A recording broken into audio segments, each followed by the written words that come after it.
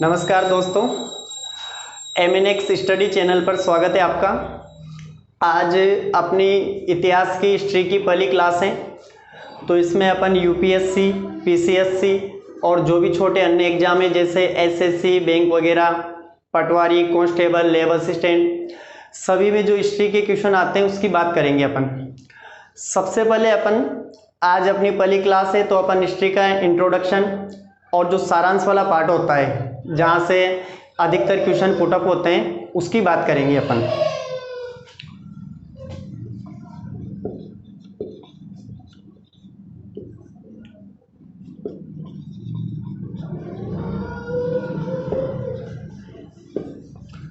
सबसे पहले देखो, इंट्रोडक्शन में अपन परिभाषा की बात करते हैं, डेफिनेशन की। सबसे पहले अपन इतिहास की डेफिनेशन देखते हैं।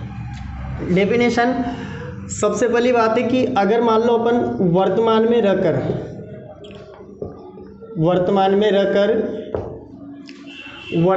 रहकर कुछ निश्चित साक्ष्यों के द्वारा, साक्ष्य मतलब जैसे प्रमाण, कुछ निश्चित साक्ष्यों के द्वारा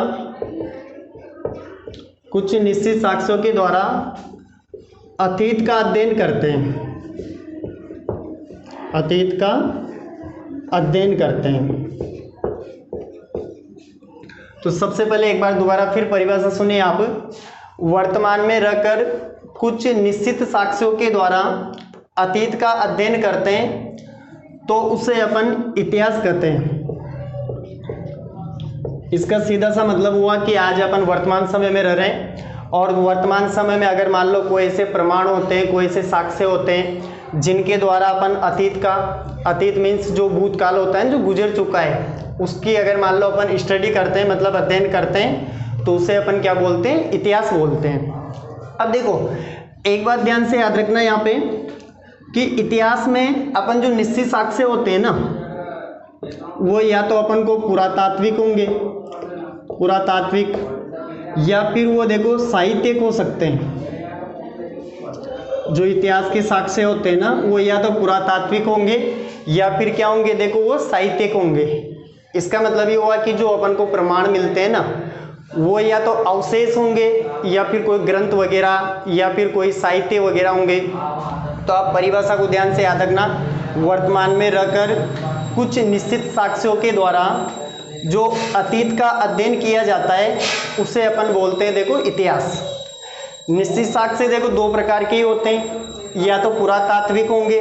पुरातात्विक का मतलब जो अवशेष प्राप्त होते हैं, जैसे अगर मान लो अपन जमीन की खुदाई करते हैं, जमीन की खुदाई से कोई भी अवशेष निकलता है, उसके आधार पे अगर मान लो अपन किसी चीज़ का पता लगाते हैं कि ये चीज़ कितनी पुरानी होगी, कब मिली थी। और साहित्य का मतलब होता है जो लिखित प्रमाण मिलते हैं, उसको अपन साहित्यिक बोलते हैं। तो ये तो अपने देखो इतिहास की परिभाषा हुई। अब एक वर्ड और देखते हैं अपन। एक वर्ड है अपने पास, देखो, हेरोडोटस। हेरोडोटस देखो एक वैज्ञानिक का नाम है। ये जो हेरोडोटस वर्ड है ना, ये एक वैज्ञानिक का नाम है जिसे अपन इतिहास का पिता बोलते हैं। जो हेरोडोटस वर्ड लिखा मैंने आपके सामने, इन्हें इतिहास का पिता बोलते हैं। देखो, इन्होंने सबसे पहले एक पुस्तक लिखी थी। पुस्तक का नाम लिख देता हूं मैं आपके सामने, हिस्टोरिका। सबसे पहले एक वैज्ञानिक था, वैज्ञानिक का नाम था देखो हेरोडोटस। हेरोडोटस को अपन बोलते हैं देखो इतिहास का पिता।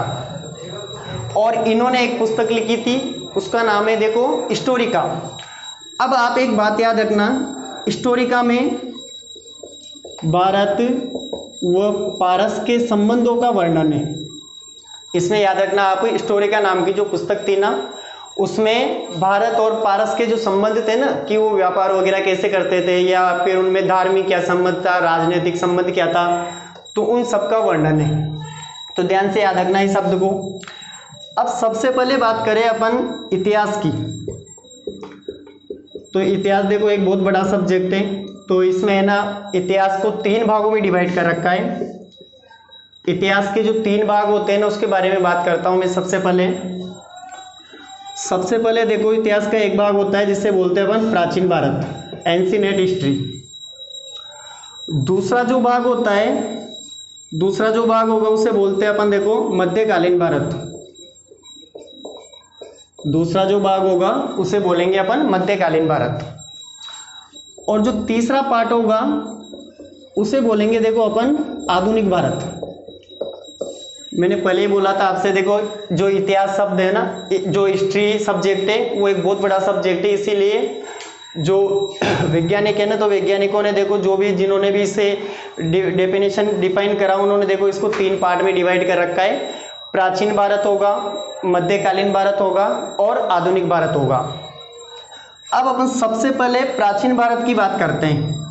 तो जो प्राचीन भारत होता है ना, उसको अपन ये बोल सकते हैं कि आरंभिक, मतलब प्रारंभ से, जहाँ से मतलब अवशेष मिलना स्टार्ट हुआ था या फिर कोई साहित्यिक मिला था, तो अवशेष मिलना स्टार्ट हुआ था वहाँ से 750 ईस्वी तक, 750 ईस्वी तक अपन बोलते हैं देखो प्राचीन भारत। उसके बाद अपन मध्यकालीन भारत की बात करें तो मध्यकालीन भारत अपन देखो है ना 750 ईस्वी से और 1707 तक, ये यहाँ पे इसको ध्यान रखना आप, ये 750 ईस्वी और 750 ईस्वी से 1707।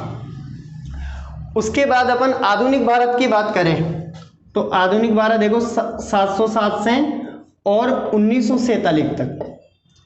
एक बार दोबारा फिर रिपीट कर रहा हूं मैं, इतिहास को देखो अपन 3 पार्ट में डिवाइड करते हैं। प्राचीन भारत होगा, मध्यकालीन भारत होगा और आधुनिक भारत होगा। जो प्राचीन भारत होता है ना, वो देखो स्टार्टिंग से, जहां से मतलब अवशेष मिलना स्टार्ट हुए थे, वहां से लेके 750 ईस्वी तक होता है। उसके बाद अपन मध्यकालीन भारत की बात करें तो मध्यकालीन भारत 750 ईस्वी से और 1707 ईस्वी तक होता है। और आधुनिक भारत की बात करें अपन तो आधुनिक भारत देखो 1707 से और 1947 तक होता है, मतलब जहां तक अपना देश आजाद हुआ था ना वहां तक होता है। उसे ही अपन है ना लास्ट में जो स्वतंत्रता संग्राम वगैरह सब आ जाता है इसमें, और अपना देश आजाद हो जाता है, वहां तक अपन उसको आधुनिक भारत बोलते हैं। तो ये अपने हिस्ट्री के 3 पार्ट हो गए। अब अपन तीनों का एक बार है ना सारांश देखेंगे कि जहां से मतलब सबसे ज्यादा क्वेश्चन आते हैं। तो अपन प्राचीन भारत से स्टार्ट करेंगे कि उसमें कौन कौन से काल आते हैं, कहां से सबसे ज्यादा क्वेश्चन आते हैं।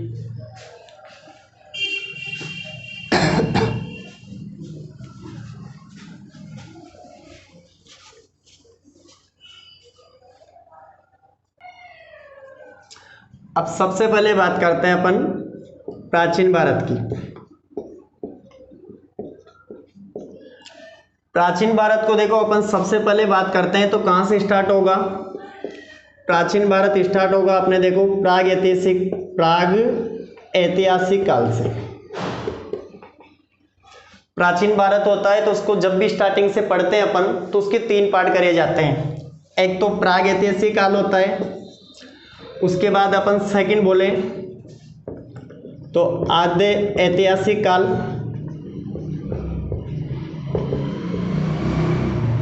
और जो तीसरा पार्ट होता है उसे बोलेंगे अपन ऐतिहासिक काल। इसका मतलब जब भी अपन प्राचीन भारत को स्टार्ट करेंगे तो प्राचीन भारत को 3 भागों में डिवाइड करेंगे अपन। प्राग ऐतिहासिक काल होगा, आद्य ऐतिहासिक काल होगा और एक होगा अपने देखो ऐतिहासिक काल। अब इनका मतलब क्या होता है वो देखिए अपन। देखो प्राग ऐतिहासिक काल का मतलब होगा कि इसमें पुरातात्विक साक्ष्य, मैंने आपको पहले ही बताया था पुरातात्विक साक्ष्य का मतलब होता है जो अवशेष मिलते हैं ना उसको अपन पुरातात्विक साक्ष्य बोलते हैं। जैसे अगर मान लो अपन किसी की भी खोज करते हैं, जमीन से खुदाई करते हैं, जो जमीन से खुदाई करते वक्त अगर मान लो किसी चीज़ के जो अवशेष मिलते हैं ना उसी को अपन पुरातात्विक साक्ष्य बोलते हैं। तो पुरातात्विक साक्ष्य मिले थे, तो पुरातात्विक साक्ष्य के आधार पे अपन प्रागैतिहासिक काल को समझ सकते हैं। दूसरी बात यहाँ पे भी देखो पुरातात्विक साक्ष्य मिले थे, पुरातात्विक साक्ष्य, लेकिन एक बात याद रखना, जो लिखित साक्ष्य थे ना उनकी लिपि अस्पष्ट थी। मतलब यहाँ पे देखो इस समय है ना, कोई भी व्यक्ति जो भी थे ना वो लिखना और पढ़ना नहीं जानते थे, केवल किसके आधार पे खोज होती थी, पुरातात्विक साक्ष्य के आधार पे। लेकिन जो आद्य ऐतिहासिक काल होगा उसमें भी पुरातात्विक साक्ष्य मिले थे, लेकिन यहाँ पे समझने लग गए थे, कोई भी व्यक्ति होगा तो लिखने और पढ़ने की जानकारी होने लगी थी। लेकिन जो लिखने और पढ़ने की जो समझ थी ना, वो लिपि क्या थी, अस्पष्ट थी, मतलब पूर्ण रूप से स्पष्ट नहीं थी। फिर उसके बाद बात करें अपन ऐतिहासिक काल की, तो इसमें देखो साहित्य के बारे में जानकारी मिलती है, मतलब इसमें साहित्य मिलने लग गए थे। जैसे मैं आपको उदाहरण बताऊं इसमें, तो इसमें देखो अशोक के अभिलेख, अशोक नाम का एक राजा था, मान राजा, तो उसके आपने अभिलेख पढ़े होंगे। ऐतिहासिक काल की जो जानकारी मिलती है सर्वप्रथम वो अशोक के अभिलेख के द्वारा मिलती है। तो अपन सबसे पहले प्राचीन भारत को 3 भागों में बांट देंगे। अब देखो प्राग ऐतिहासिक काल होता है, तो प्राग ऐतिहासिक काल में अपन देखो जो अध्ययन करेंगे ना वो किसका करेंगे, देखो पाषाण काल का। प्राग ऐतिहासिक काल में जो अपन अध्ययन करते हैं वो किसका करते हैं अपन, पाषाण काल का। अब आप देखोगे तो पाषाण काल भी क्या होता है, 3 टुकड़ों में डिवाइड होता है। अपन पाषाण काल की बात करें तो पाषाण काल को भी 3 भागों में डिवाइड किया जाता है। देखो सबसे पहले अपन बात करते हैं पूरा पाषाण काल, उसके बाद बात करें अपन मध्य पाषाण काल, मध्य पाषाण काल, और तीसरा होता है देखो नव पाषाण काल। तो मैं दोबारा फिर रिवाइज कर रहा हूं। सबसे पहले अपन प्राचीन भारत को 3 भागों में डिवाइड करा अपन ने। अब सबसे पहले अपन प्राग ऐतिहासिक काल की बात कर रहे हैं, जिसमें ओनली पुरातात्विक साक्ष्य मिला था, जिनको अपन अवशेष के आधार पर ही बता सकते हैं कि अवशेष मिले थे, वहां से कौन सी सभ्यता की खोज हुई थी। तो उसमें आप एक बात देखो कि पूरा जो प्राग ऐतिहासिक काल होता है उसका जो अध्ययन किया जाता है वो पाषाण काल से रिलेटेड किया जाता है। और पाषाण काल को भी अपन आगे जाके 3 भागों में डिवाइड करेंगे। पूरा पाषाण काल होता है, मध्य पाषाण काल होता है और नव पाषाण काल होता है। अब आप एक बात याद रखना भी कि अभी मैं आपको इनके सबके बारे में अपन जब भी एक पर्सनली टॉपिक स्टार्ट करेंगे ना, तब अपन इनसे रिलेटेड बात करेंगे कि कौन सा अवशेष कहाँ से मिला था। अभी तो अपन केवल सारांश की बात कर रहे हैं कि अपन हिस्ट्री को कैसे स्टार्ट करते हैं, कौन कौन से टॉपिक आएंगे, कौन कौन से टॉपिक से ज़्यादा क्वेश्चन आते हैं पेपर में, तो उसकी बात कर रहे हैं अपन। अब देखो आप एक बार जो पूरा पाषाण काल होगा उसको भी अपन 3 भागों में डिवाइड करते हैं। जो पूरा पाषाण काल होता है उसको भी अपन 3 भागों में डिवाइड करते हैं। सबसे पहले देखो आप निम्न पूरा पाषाण काल, निम्न पूरा पाषाण काल, उसके बाद देखो मध्य पूरा पाषाण काल, मध्य पूरा पाषाण काल, और एक होगा अपने निम्न पूरा पाषाण काल। तो आप ध्यान से याद रखना, देखो यहां से क्वेश्चन बहुत सारे बनते हैं, केवल अभी अपन सारांश की बात कर रहे हैं तो क्वेश्चन की कोई दिक्कत नहीं, केवल अभी आप सारांश देखिए एक बार। फिर दोबारा एक बार बता रहा हूं मैं। देखो अपन ने प्राचीन भारत को 3 भागों में डिवाइड करा, 3 भाग बताई दिए मैंने, प्राग ऐतिहासिक काल, आद्य ऐतिहासिक काल और ऐतिहासिक काल। अब आप देखो प्राग ऐतिहासिक काल में पाषाण काल पढ़ेंगे अपन, तो पाषाण काल में देखो पूरा पाषाण काल होगा, मध्य पाषाण काल होगा और नव पाषाण काल होगा। उसके बाद बात करें अपन तो जो पूरा पाषाण काल होगा उसको भी अपन 3 भागों में डिवाइड करते हैं, निम्न पूरा पाषाण काल, मध्य पाषाण काल और नव पाषाण काल। ये यहाँ तक बात हो गई। अब अपन अगर आद्य ऐतिहासिक काल की बात करें तो इसमें देखो जब नव पाषाण काल खत्म होने वाला होता है ना, देखो ये नव पाषाण काल की बात कर रहा हूं मैं, जब लास्ट में नव पाषाण काल का लास्ट का काल मतलब नव पाषाण काल खत्म होने वाला होता है, तो यहां से एक काल स्टार्ट होता है जिसे बोलते हैं अपन ताम्र पाषाण काल। अब यहां से देखो बहुत सारे कंपटीशन के एग्जाम में क्वेश्चन बनता है कि सर्वप्रथम कौन सी धातु का प्रयोग हुआ था। बहुत सारे कंपटीशन में देखना आप, एसएससी बैंक वगैरह सभी कंपटीशन में क्वेश्चन मिलेगा आपको। तो यहाँ से देखो नव पाषाण काल जैसे ही खत्म होएगा तो इसके जस्ट बाद ताम्र पाषाण काल स्टार्ट होता है, और ताम्र पाषाण काल में इसका मतलब ये हुआ कि इनमें धातुओं का प्रयोग होने लगा था। और धातुओं में भी सबसे पहले देखो आप तांबे का प्रयोग हुआ था। बहुत सारे अपन सोचते हैं कि लोहे का प्रयोग हुआ होगा, सबसे पहले ताम्रपाषाण काल में तांबे की धातु का प्रयोग हुआ था। तो इसी कारण ताम्रपाषाण काल पढ़ेंगे अपन। फिर आप जब आगे चलोगे ना तो ताम्रपाषाण काल में भी आप देखो सिंधु सभ्यता पढ़ते हैं अपन। ताम्रपाषाण काल में भी आप देखो इसको अपन है ना सिंधु सभ्यता पढ़ेंगे अपन। अबे देखो एक वैज्ञानिक था तो उसने सिंधु सभ्यता नाम दिया था इसको। सिंधु सभ्यता को अपन हड़प्पा सभ्यता भी बोलते हैं, हड़प्पा सभ्यता। सिंधु सभ्यता को अपन हड़प्पा सभ्यता के नाम से भी जानते हैं क्योंकि जब सिंधु सभ्यता की खोज करी थी तो सबसे बड़ा जो पुरातात्विक स्थल था वह हड़प्पा स्थल ही था। अब इसमें देखो सबसे ज़्यादा जो अपने पास इंपॉर्टेंट टॉपिक है वो सिंधु सभ्यता ही है। यहाँ से जो अपन ने ऊपर बात करी उनमें से बहुत कम क्वेश्चन आते हैं। सबसे ज़्यादा जो क्वेश्चन आते हैं कंपटीशन में वो हड़प्पा सभ्यता से रिलेटेड क्वेश्चन आते हैं। तो जब भी अपन पढ़ेंगे स्टार्ट करेंगे प्राचीन भारत तो सिंधु सभ्यता को पढ़ेंगे अपन। और आगे देखते हैं अपन। अब देखो एक बार फिर दोबारा मैं बता दूं, प्रागैतिहासिक काल पढ़ रहे हैं, उसके अंदर अपन पाषाण काल पढ़ेंगे।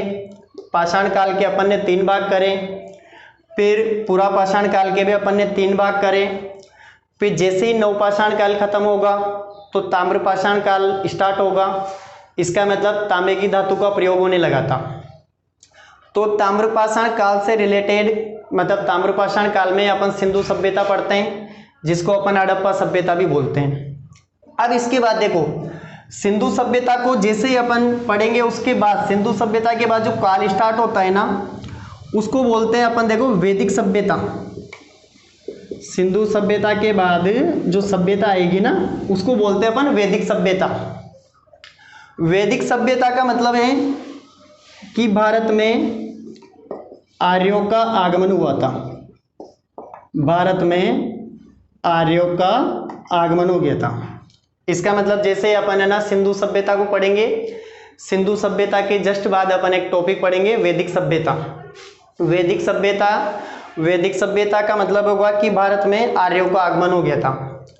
अब वैदिक सभ्यता होती है तो वैदिक सभ्यता को भी देखो 2 भागों में डिवाइड किया जाता है। एक तो देखो ऋग्वैदिक काल होता है और दूसरा होता है उत्तर वैदिक काल। तो अपन उसी के बारे में बात करते हैं आगे।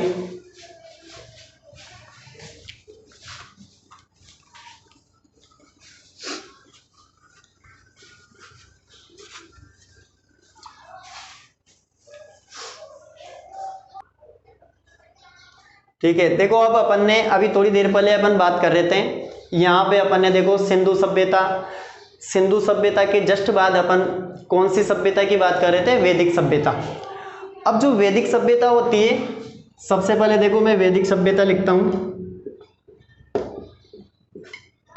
वैदिक सभ्यता, तो वैदिक सभ्यता को भी देखो 2 पार्ट में डिवाइड कर रखा है।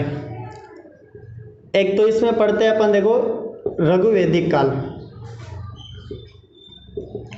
वैदिक सभ्यता में सबसे पहले तो पढ़ेंगे अपन देखो ऋग्वैदिक काल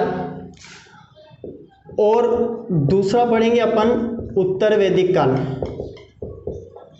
एक तो पढ़ेंगे अपन ऋग्वैदिक काल और दूसरा पढ़ेंगे अपन उत्तर वैदिक काल। तो देखो इसको अपन ऋग्वैदिक काल इसलिए बोलते हैं क्योंकि इसके बारे में जो जानकारी मिलती है ना, ऋग्वैदिक काल होता है तो इसके बारे में जो जानकारी मिलती है वो देखो ऋग्वेद के माध्यम से। 4 वेद होते हैं ना, ऋग्वेद होता है, सामवेद होता है, अर्थवेद होता है, यजुर्वेद होता है। तो ऋग्वैदिक काल के बारे में जो जानकारी मिलती है वो किससे मिलती है, देखो ऋग्वेद से मिलती है। उसके बाद जो उत्तर वैदिक काल होगा तो उत्तर वैदिक काल के बारे में जानकारी बाकी जो तीनों होते हैं ना, जैसे सामवेद होता है, यजुर्वेद होता है और एक कौन सा होता है देखो अर्थवेद होता है। तो उत्तर वैदिक काल में जो बाकी 3 वेद बचते हैं ना उनसे अपन को जानकारी प्राप्त होती है। तो अपन देखो वैदिक सभ्यता में ऋग्वैदिक काल और उत्तर वैदिक काल के बारे में पढ़ेंगे। तो ये इसका सारांश हो गया। फिर उसके बाद में जैसे ही अपन आगे चलेंगे ना तो इसमें देखो अपन मतलब अपन अगर मान लो बात करें तो उसको अपन पूर्व पूर्व मौर्य काल, या फिर बहुत सी बुक में लिखा रहता है देखो बुद्ध काल। मतलब मौर्य काल जब स्टार्ट नहीं होगा ना, उससे पहले अपन है ना एक छोटा सा पार्ट पढ़ते हैं जिसमें अपन है ना जैन धर्म और बौद्ध धर्म के बारे में बात करेंगे। तो इसमें अपन दो टॉपिक पढ़ेंगे, मैं लिख देता हूँ आपको। एक तो अपन पढ़ेंगे देखो बौद्ध धर्म, और दूसरा टॉपिक पढ़ेंगे अपन जैन धर्म। मतलब जैसे अपन है ना वैदिक सभ्यता में दो टॉपिक पढ़ेंगे, ऋग्वैदिक काल और उत्तर वैदिक काल। फिर उसके बाद अपन एक टॉपिक पढ़ेंगे पूर्व मौर्य काल, या फिर अपन ये बोल सकते हैं बुद्ध काल भी बोल सकते हैं उसे। तो इसमें दो धर्म के बारे में पढ़ेंगे अपन। एक तो बौद्ध धर्म होगा जिसमें अपन महात्मा बुद्ध के बारे में पढ़ेंगे, एक जैन धर्म होगा जिसमें महावीर स्वामी के बारे में पढ़ेंगे अपन। अब फिर जैसे ही बौद्ध धर्म और जैन धर्म के बारे में बात करेंगे अपन, तो एक ग्रंथ के बारे में बताता हूं मैं आपको जिसका नाम है अंगुत्तर निकाय। एक ग्रंथ है देखो अंगुत्तर निकाय। ये क्वेश्चन देखो बहुत सी बार पूछा गया है, अंगुत्तर निकाय वाला कैसे पूछा जाता है मैं आपको बताता हूं। पहले आप याद रखना, एक ग्रंथ के बारे में बात कर रहे हैं अंगुत्तर निकाय। तो इसमें देखो 16 महाजनपद की जानकारी मिलती है, 16 महाजनपदों की जानकारी। एक बार फिर रिपीट कर रहा हूं मैं। जैसे अपन जैन धर्म और बौद्ध धर्म को पढ़ेंगे, उसके जस्ट बाद एक सब्जेक्ट के एक विषय के बारे में बात करी मैंने, एक ग्रंथ के बारे में जिसको अपन अंगुत्तर निकाय बोलते हैं। तो अंगुत्तर निकाय में 16 महाजनपदों की जानकारी मिलती है। मतलब जो अपना पूरा भारत देश था तो उसमें 16 महाजनपद थे। अब देखो 16 महाजनपद का मतलब होता है बड़े बड़े राज्य। जैसे अपने भारत में अभी है ना राज्य है ना, तो 16 बड़े बड़े राज्य थे। अब उनमें से भी ध्यान याद रखना, जो 16 राज्य थे तो 16 राज्यों में देखो आपस में युद्ध होता है, आपस में युद्ध होगा। तो इनमें एक राज्य जिसका नाम है मगध, जो 16 बड़े राज्य बताए मैंने जिनको अपन इतिहास की भाषा में क्या बोलते हैं, महाजनपद बोलते हैं। तो एक बहुत सी कंपटीशन में क्वेश्चन पूछा जाता है कि महाजनपदों की जानकारी कौन से ग्रंथ से मिलती है। तो ध्यान से याद रखना, महाजनपदों की जो जानकारी होती है वो मैंने आपके सामने एक ग्रंथ लिखा जिसको बोलते हैं अपन अंगुत्तर निकाय, और 16 महाजनपदों की जानकारी मिलती है। अब धीरे धीरे ये जो 16 महाजनपद होंगे उनमें क्या होता है, आपस में युद्ध होता है, और इनमें से एक राज्य कौन सा, क्या नाम लिखा मैंने, मगध। मगध एक शक्तिशाली राज्य था, तो मगध शक्तिशाली राज्य बनकर उभरता है। अब मगध के बारे में देखिए आप एक बार। अब देखो मगध राज्य में भी आप देखो 3 वंश सबसे शक्तिशाली थे। एक तो सबसे पहले बात करें अपन हर्यक वंश, फिर उसके बाद बात करें अपन शिशुनाग वंश, फिर उसके बाद बात करें अपन नंद वंश। मैंने आपको बता ही दिया अंगुत्तर निकाय से 16 महाजनपदों की जानकारी मिलती है। 16 महाजनपदों का मतलब बड़े बड़े राज्य थे, उनमें आपस में युद्ध होगा तो मगध एक शक्तिशाली राज्य बनकर उभरेगा। फिर मगध पे भी देखो 3 वंश का शासन रहेगा, एक हर्यक वंश होगा, शिशुनाग वंश होगा, और तीसरा कौन सा होगा, नंद वंश होगा। अब इनके बाद जब लास्ट में बात करेंगे ना अपन नंद वंश, तो नंद वंश के बाद में देखो विदेशी आक्रमण होता है। यहाँ पे नंद वंश पे विदेशी आक्रमण होता है, और वहाँ से बहुत सारे ऐसे कंपटीशन है जिनमें क्वेश्चन पूछे जाते हैं। विदेशी आक्रमण किसका होता है, देखो सिकंदर का। विदेशी आक्रमण किसका होगा, सिकंदर का। तो अपन देखो विदेशी आक्रमण जो सिकंदर का होता है उसके बारे में पढ़ेंगे। देखो एक बार फिर बता दूं मैं, अभी अपन कोई टॉपिक स्टार्ट नहीं कर रहे, अभी अपन वो चीज़ पढ़ रहे हैं जहाँ से इतिहास में मतलब इतिहास को कैसे पढ़ा जाता है उसके बारे में बात कर रहे हैं अपन, और जहाँ से अधिकतर क्वेश्चन बनते हैं। मतलब अपन मैं ये बोल सकता हूँ कि अपन अभी इतिहास का सारांश पढ़ रहे हैं। जैसे एक बार मैं आपको रिवाइज करा दूँ।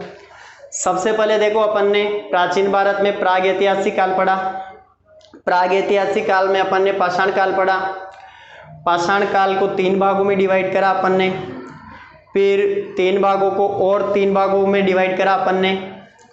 फिर उसके बाद देखो अपन ने ताम्रपाषाण काल पढ़ा।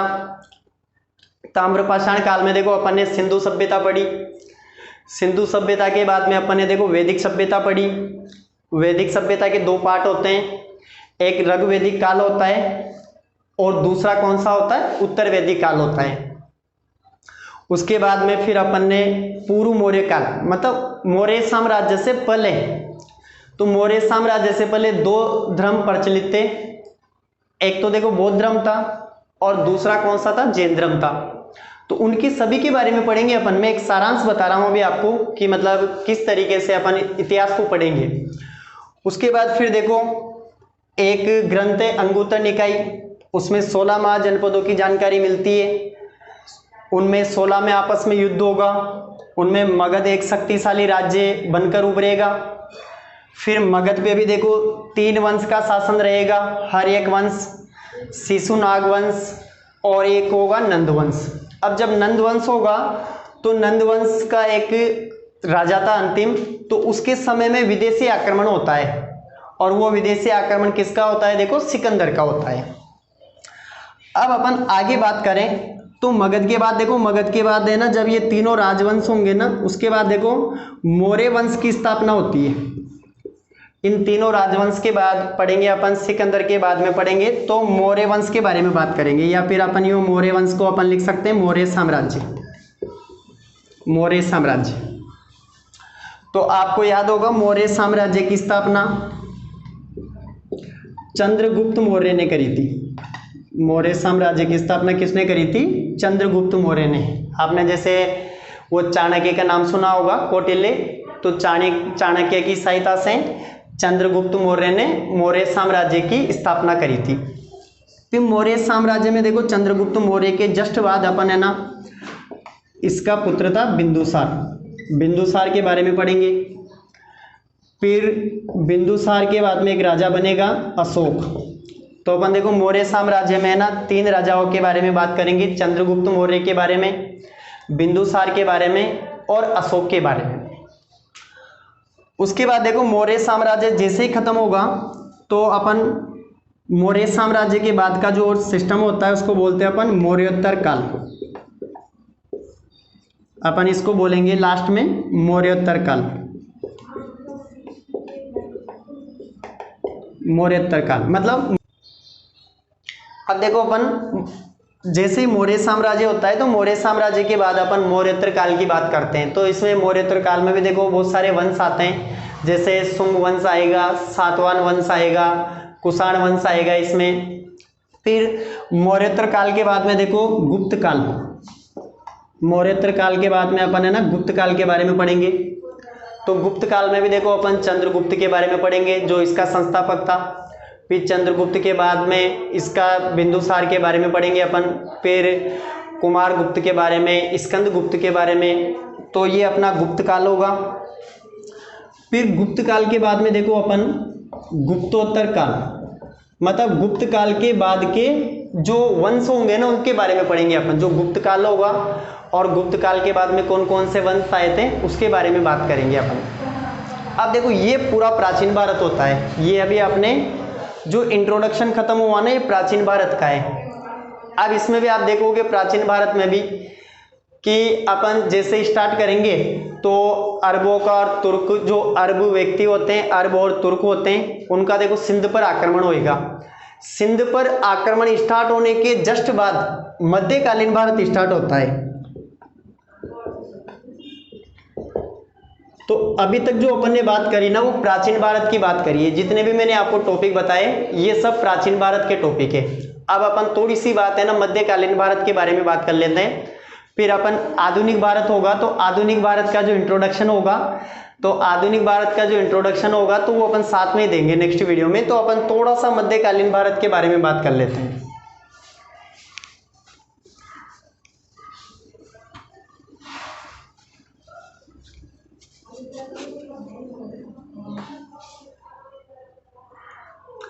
अब देखो मध्यकालीन भारत कहाँ से स्टार्ट होगा, अपने 750 ईस्वी से स्टार्ट होगा। और कहाँ तक चलेगा, 707 तक। 750 ईस्वी से स्टार्ट होगा और कहाँ तक चलेगा, 1707 तक चलेगा। तो मध्यकालीन भारत में भी देखो बहुत सारे वंश हैं। सबसे पहले तो अपन बात करें तो मध्यकालीन भारत को अपन 3 भागों में डिवाइड करते हैं, या फिर इसको सबसे पहले अपन 2 भागों में डिवाइड करेंगे। तो यहाँ से मिल जाएगा अपन को, देखो पूर्वी मध्यकाल और दूसरा मिल जाएगा अपन को उत्तर मध्यकाल। जब भी मध्यकालीन भारत को पढ़ा जाता है तो मध्यकालीन भारत के 2 पार्ट हो जाते हैं, एक तो पूर्वी मध्यकाल और दूसरा होगा अपने उत्तर मध्यकाल। पूर्वी मध्यकाल देखो 750 ईस्वी से 1200 तक होता है, 1200 ईस्वी तक। जब भी अपन पूर्वी मध्यकाल की बात करेंगे तो वो 750 ईस्वी से और 1200 ईस्वी तक होगा। अब देखो मैं आपको इसमें बता दूं, पूर्वी मध्यकाल में बहुत सारे राजवंश आएंगे, जैसे पूर्वी क्षेत्र होगा तो उसमें बंगाल आएगा। तो बंगाल में देखो 2 वंश होंगे, एक तो पाल वंश होगा और दूसरा क्या होगा, सेन वंश होगा। उसके बाद जो पश्चिम वाला क्षेत्र होगा, तो पश्चिम वाले क्षेत्र को अपन राजपूत काल बोल सकते हैं, जिसमें गुर्जर प्रतिहार पढ़ेंगे अपन, चंदेल वंश पढ़ेंगे अपन। उसके बाद अपन दक्षिण भारत की बात करें तो दक्षिण भारत में 2 वंश के बारे में पढ़ा जाता है, एक तो राष्ट्रकूट वंश होता है और दूसरा कौन सा होता है, चोल वंश होता है। अब उसके बाद देखो आप, जो उत्तर मध्यकाल होगा तो इसमें दिल्ली सल्तनत की स्थापना होती है। जो उत्तर मध्यकाल होगा तो उसमें ना दिल्ली सल्तनत की स्थापना होती है। और इसमें देखो 2 राजवंश के बारे में, मतलब 2 राजाओं के बारे में सबसे ज़्यादा क्वेश्चन आते हैं। मैं आपको बता दूं, एक तो मोहम्मद गोरी, मतलब मैं शॉर्ट में लिख देता हूँ, एक तो गोरी के बारे में और एक दूसरा होता है गजनवी के बारे में। एक तो मोहम्मद गजनवी और दूसरा कौन सा होता है, मोहम्मद गोरी। 2 राजवंश होंगे, मतलब 2 राजा होंगे, एक तो मोहम्मद गोरी के बारे में और दूसरा क्या होगा, एक मोहम्मद गजनवी के बारे में।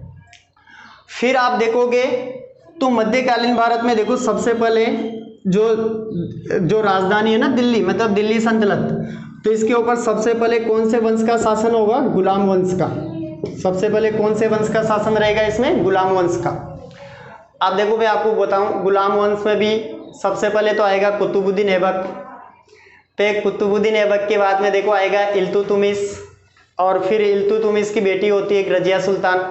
तो अपन गुलाम वंश में 3 राजाओं के बारे में पढ़ेंगे जहाँ से सबसे ज़्यादा क्वेश्चन आते हैं। कुतुबुद्दीन ऐबक होगा, इल्तुतमिश होगा और रजिया सुल्तान होगी।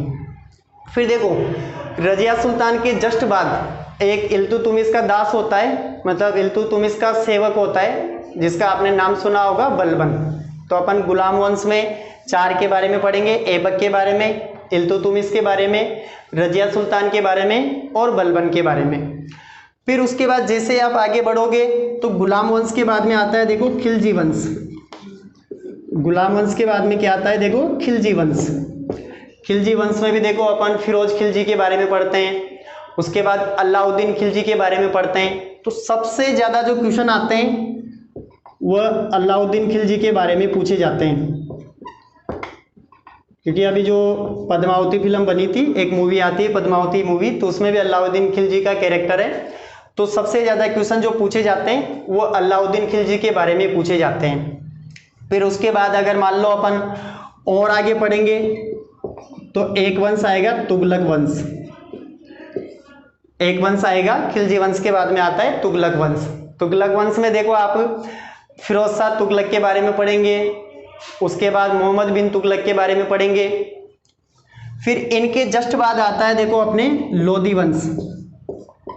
तुगलक वंश के जस्ट बाद आता है लोधी वंश। तो लोधी वंश में देखो सबसे पहले तो अपन पढ़ते हैं बलौल लोधी के बारे में, फिर उसके बाद पढ़ते हैं अपन देखो इब्राहिम लोधी के बारे में, और फिर पढ़ते हैं अपन देखो सिकंदर लोधी के बारे में। तो अपन सबसे पहले देखो लोधी वंश में अपन है ना 3 के बारे में पढ़ेंगे, बलौल लोधी, इब्राहिम लोधी और सिकंदर लोधी। अब इसके जस्ट बाद आता है देखो मुगल काल। इसके जस्ट बाद कौन सा काल आएगा, मुगल काल। लेकिन मुगल काल के पहले भी मैं आपको दो चीजें बता दूं कि एक दो साम्राज्य आएंगे। एक साम्राज्य को बोलते हैं अपन बहमनी साम्राज्य, और एक साम्राज्य को बोलते हैं अपन विजयनगर साम्राज्य। तो इन दोनों के बारे में बात करेंगे अपन। अभी केवल अपन शॉर्ट में पढ़ लेते हैं। अब देखो, मुगल काल में भी सबसे पहले मुगल काल का संस्थापक होगा बाबर। तो सबसे पहले तो मुगल काल में आएगा बाबर, फिर बाबर के बाद में आएगा हुमायूं, फिर हुमायूं के बाद में आएगा देखो अकबर, फिर अकबर के बाद में कौन आता है, जहांगीर, फिर जहांगीर के बाद में आएगा शाहजहां, फिर शाहजहां का पुत्र होता है औरंगजेब। अब औरंगजेब के बाद आधुनिक भारत स्टार्ट होता है। औरंगजेब के तीन पुत्र होंगे, मुअज्जम, आजम और कामबख्श। तो जैसे औरंगजेब के जो तीन पुत्र होते हैं, तीनों में क्या होता है, उत्तराधिकारी के लिए युद्ध छिड़ जाता है। अब देखो अपन है ना, ये जो अपन ने परिचय पढ़ा ना, इंट्रोडक्शन, ये जहां से अधिकतर क्वेश्चन आते हैं, एक सारांश भी बोल सकते हैं अपन इसे, इतिहास का अपन इंट्रोडक्शन भी बोल सकते हैं, जहां से सबसे ज्यादा क्वेश्चन आते हैं। तो अब अपन है ना आधुनिक भारत जो पढ़ेंगे ना नेक्स्ट वीडियो में, जब भी, तो नेक्स्ट वीडियो में अपन आधुनिक भारत को स्टार्ट करेंगे सबसे पहले। क्योंकि आजकल क्या होता है, देखो सभी कंपटीशन का एक ट्रेंड चल रहा है कि सबसे ज़्यादा जो क्वेश्चन पूछे जाते हैं वो आधुनिक भारत से पूछे जाते हैं। तो मैंने आपको देखो आज प्राचीन भारत के बारे में, जहाँ से सबसे ज़्यादा क्वेश्चन आते हैं, और जो मध्यकालीन भारत है, तो मध्यकालीन भारत के सारे टॉपिक बताए जहाँ से क्वेश्चन आते हैं। अब अपन नेक्स्ट वीडियो में आधुनिक भारत की बात करेंगे, जिसमें से सबसे ज़्यादा क्वेश्चन आते हैं। तो अगर आपको ये वीडियो पसंद आया हो तो प्लीज़ लाइक करें, शेयर करें और सब्सक्राइब करें। Thank you.